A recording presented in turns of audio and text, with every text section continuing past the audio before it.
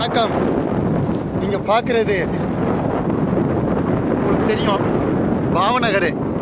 இந்த பாவநகரில் பஞ்சபாண்டவர்கள் 5 பேர் வணங்கின லிங்கம் உங்களுக்கு காட்டுறேன்.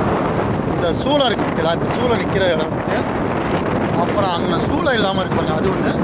அந்த பெரிய லிங்கம் ஒன்று, இந்த கொடிக்கம்பத்திட்ட ஒன்று, இங்கே ஒன்று. இந்த பஞ்ச பாண்டவர்கள் வணங்கினது அந்த கொடி கம்பத்தில் அந்த அம்பாள் உட்கார்ந்த இடம் ஒன்று.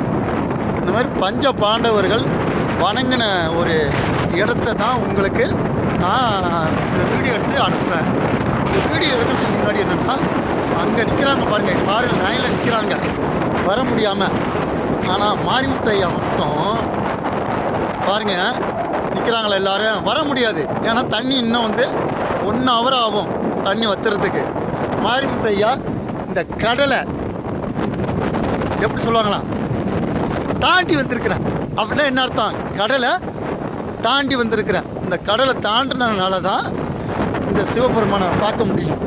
அப்போ நான் என்னோடய நிலைமை என்னென்னா, நான் தான் நானே தான் பாருங்க, நான் தாண்டி வந்திருக்கிறேன். அவ்வளோ பெரிய கடலையே தாண்டி வந்திருக்கிறேன். எவ்வளோ பெரிய அதிசயம் பாருங்க. யாருமே வர முடியாமல் நிற்கிறாங்க. கடலை பாருங்க பொந்தளிக்குது.